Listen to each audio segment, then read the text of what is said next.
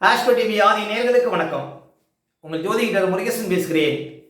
இன்றைய வீடியோவில் கடகராசிக்காரர்களுக்கு எந்த லக்கணம் எந்த ராசிக்காரர்களால் நல்லது நடக்கும், எந்த லக்கணம் எந்த ராசிக்காரர்களால் கெட்டது நடக்கும், அதாவது கடகராசிக்காரர்களுக்கு நல்லது செய்யக்கூடியவர்கள் யார், கெட்டது செய்யக்கூடியவர்கள் யார் என்பதை பற்றி தான் இன்றைய வீடியோவில் நாம் பார்க்க இருக்கிறோம். இப்போ கடகம்ங்கிறது பாருங்க, காலப்புருஷ தத்துவத்தில் 4வது ராசி. இந்த ராசிக்கு அதிபதி மனோகாரகன் என்று சொல்லக்கூடிய சந்திர பகவான் ஆவார். கடகராசிக்குள் புனர்பூச நட்சத்திரம் 4ஆம் பாதம், பூசம் நட்சத்திரம் 4 பாதங்களும், ஆயில்யம் நட்சத்திரம் 4 பாதங்களும் இந்த ராசிக்குள்ள வரும். பொதுவாக கடகராசிக்காரர்கள் எப்படிப்பட்டவங்க அப்படின்னு பார்த்தீங்கன்னா, நல்ல உடல் பலம், ஆரோக்கிய பலம் உடையவர்கள், கற்பனைவாதிகள், பயண பிரியர்கள், முயற்சியை கைவிடாதவர்கள். பாருங்க, கடகராசிக்காரர்கள் புகழை அதிகம் விரும்பக்கூடியவர்கள், வெளிநாடு யோகம் அதிகம் உடையவர்கள், மக்கள் செல்வாக்கு உடையவர்கள், அரசியலிலும் அரசாங்கத்திலும் கொடிகட்டி பறக்கக்கூடியவர்கள் கடகராசிக்காரர்கள், அதிகார பதவி யோகம் உடையவர்கள், வாகன யோகம், பூமி யோகம், கட்டிட யோகம் உடையவர்கள். பாருங்க, கடகராசிக்காரர்கள். அந்த பொது ஜனங்களுடைய ஆதரவு கடகராசிக்காரர்களுக்கு என்றைக்குமே இருக்கும். அதாவது மக்கள் தொண்டு செய்ய பிறந்தவர்கள் அப்படின்னு சொல்லலாம் கடகராசிக்காரர்களை. அப்போ கடகராசிக்காரர்கள் என்றைக்குமே வாழ்க்கையில் ஒரு உயர்வான நோக்கத்தில் இருக்கக்கூடியவர்கள், எப்போதும் ஒரு சிந்தனை இருக்கும், வாழ்க்கையில் வளர்ச்சியை நோக்கி போயிட்டு இருப்பாங்க கடகராசிக்காரர்கள். சரி, கடகராசிக்காரர்களுக்கு எந்த ராசிக்காரர்கள், எந்த லக்கணக்காரர்கள், எந்த நட்சத்திரக்காரர்கள் உங்களுக்கு நல்லது செய்வாங்க, அதே போல் எந்த ராசி எந்த லக்கணக்காரர்களால் உங்களுக்கு சில சிரமங்கள் இருக்கும் என்பதை பற்றி தான் இன்றைய வீடியோவில் நாம் பார்க்க இருக்கிறோம். இப்போ பாருங்கள், கடகராசிக்காரர்களுக்கு பொதுவாக 6வது ராசி தனுசு, 8வது ராசி கும்பம் இதெல்லாம் ஆகாது அப்படின்னு பாருங்கள் நிறைய வீடியோவில் நான் பார்த்துருக்கோம். ஏன் அப்படின்னா, ஒரு ராசிக்கு 6வது ராசி 8வது ராசி என்றைக்குமே மன ரீதியான ஒரு ஒற்றுமையை கொடுக்காது. அவர்களுடைய எண்ணங்களும் உங்களுடைய எண்ணங்களும் கொஞ்சம் மாறுபட்டு இருக்கும். இப்போ கடகராசிக்காரர்கள் உங்களுக்கு நண்பர்களாக தனுசு ராசிக்காரர்களோ இல்லை கும்பராசிக்காரர்களோ நண்பர்களாகவோ இல்லை வாழ்க்கை துணைவராகவோ இருந்தால் அவர்களுடைய எண்ணங்களும் உங்களுடைய எண்ணங்களும் கொஞ்சம் மாறுபட்டு இருக்கும். கொள்கை ரீதியாக நீங்கள் கொஞ்சம் வித்தியாசம் அடைவீர்கள் அப்படின்னு சொல்லலாம். அதனால தான் திருமண விஷயத்தில் 6வது ராசி 8வது ராசியை நிறைய பேர் விளக்குவதன் காரணம், எண்ணங்கள் சீராக இருக்காது, எண்ணங்கள் ஒரே மாதிரியாக இருக்காது, கொஞ்சம் வேறுபட்டு இருக்கும், கருத்து வேறுபாடுங்கிறது இருக்கும். அதனால தான் ஒரு ராசிக்கு 6வது ராசி 8வது ராசி ஆகாது அப்படின்னு சொல்லியிருக்கிறாங்க. சரி, இன்றைய வீடியோவில் நம்ம ஒவ்வொரு நட்சத்திரத்துக்கும் ஆகாத ராசி லக்கணம் நட்சத்திரம் என்ன என்பதை பற்றி தான் இன்றைய வீடியோவில் நாம் தெளிவாக பார்க்க இருக்கிறோம். இப்போ கடகராசியில் முதல் நட்சத்திரம் புனர்பூச நட்சத்திரம், 4ஆம் பாதம் மட்டும் பாருங்கள் கடகராசியில் வரும். பொதுவாக புனர்பூச நட்சத்திரம் அப்படின்னாலே அது என்ன கருமப்பதிவு கொண்ட நட்சத்திரம் அப்படின்னு பார்த்தீங்கன்னா, சனியினுடைய கருமப்பதிவு கொண்ட நட்சத்திரம். அப்போ கடகராசியில் பிறந்த புனர்பூச நட்சத்திரக்காரர்களுக்கு சனியினுடைய ராசி லக்கணம், சனியினுடைய நட்சத்திரம் இவர்களால் உங்களுக்கு ஆதாயம் கட்டாயம் உண்டு. அப்போ கடகராசியில் பிறந்த புனர்பூச நட்சத்திரக்காரர்களுக்கு மகர லக்கணம், மகர ராசி, கும்ப லக்கணம், கும்பராசி, சனியினுடைய நட்சத்திரமான பூசம், அனுஷம், உத்திரட்டாதி. அப்போ கடகராசியில் பிறந்த புனர்பூச நட்சத்திரக்காரர்களுக்கு இந்த சனியினுடைய லக்கணம், ராசி, நட்சத்திரத்தில் பிறந்தவர்களால் என்றைக்குமே ஆதாயங்கிறது கட்டாயம் கிடைக்கும். அப்போ கடகராசி புனர்பூச நட்சத்திரக்காரர்களுக்கு மகர லக்கணம், மகர ராசி, கும்ப லக்கணம், கும்பராசி, பூசம், அனுஷம், உத்திரட்டாதி இந்த நட்சத்திரக்காரர்களால் புனர்பூச நட்சத்திரக்காரர்களுக்கு வாழ்க்கையில் உயர்வுங்கிறது கட்டாயம் உண்டு. இவர்கள் தான் உங்களுக்கு நல்லது செய்வாங்க.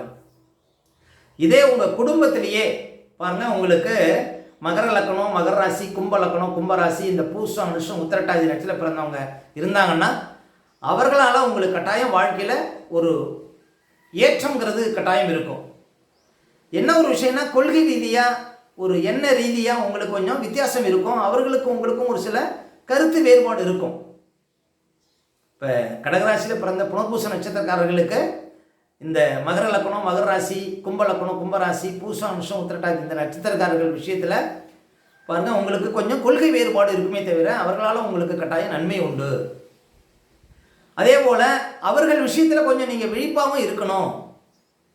அவர்களுடைய செய்கைகள், அவருடைய நடவடிக்கைகள் வச்சு நீங்கள் கொஞ்சம் விழிப்பாகவும் இருக்கணும் அப்படின்னு சொல்லலாங்க. இந்த கடகராசியில் பிறந்த புனர்பூச நட்சத்திரக்காரர்களுக்கு மகர லக்கணம், மகர ராசி, கும்ப லக்கணம், கும்பராசி, பூசம், அனுஷம், உத்திரட்டாதி நட்சத்திரக்காரர்கள் விஷயத்திலே கொஞ்சம் விழிப்பாகவும் இருக்கணும். ஆனால் அவர்களால் உங்களுக்கு அதிக நன்மைகள்ங்கிறது கட்டாயம் உண்டு.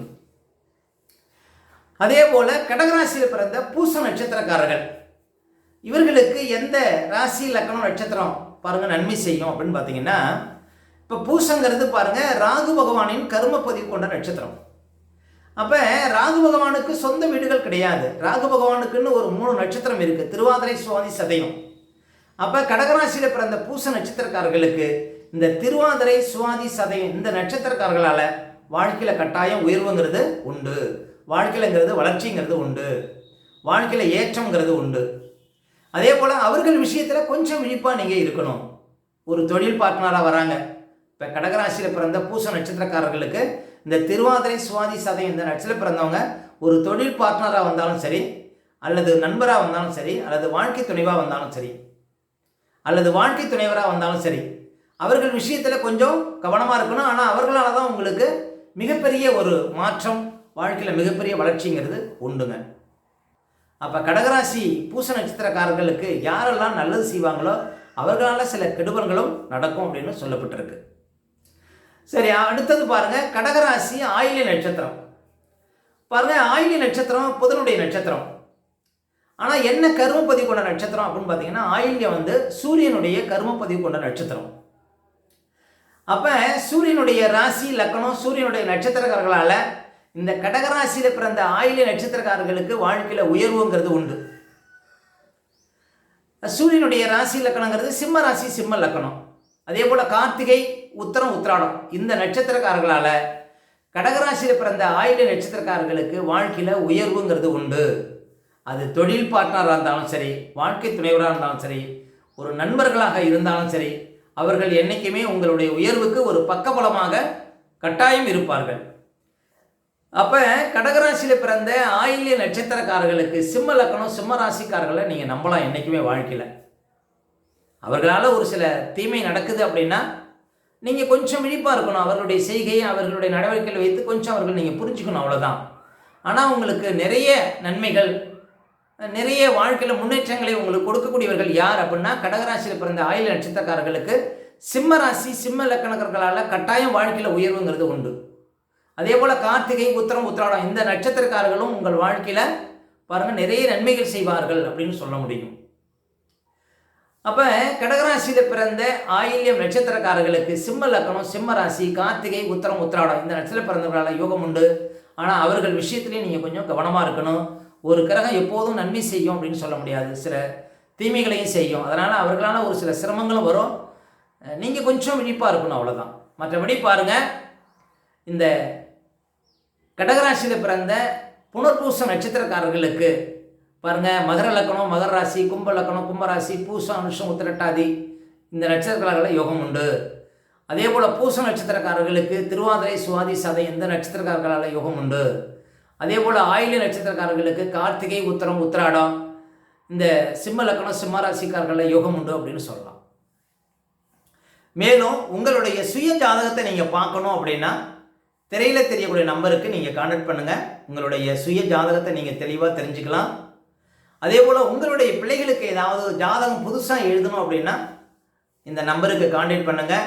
உங்களுடைய பிள்ளைகளுக்கு பாருங்கள் திருக்கணித பஞ்சாங்கப்படி கைப்பட எழுதின ஜாதகம் கொரியரில் அனுப்பி வைக்கப்படும். ஓகே, இந்த வீடியோ பிடிச்சிருந்தா ஒரு லைக் கொடுங்க. உங்கள் கருத்துக்களையும் கருணையும் கமெண்ட்ஸில் பதிவிடுங்க. இன்னும் நம்ம பல வீடியோ கொடுக்க இருக்கிறோம். நம்ம சேனலை சப்ஸ்கிரைப் பண்ணுங்கள். பக்கத்தில் வர பெல் சிம்லை கிளிக் பண்ணுங்கள். நன்றி, வணக்கம்.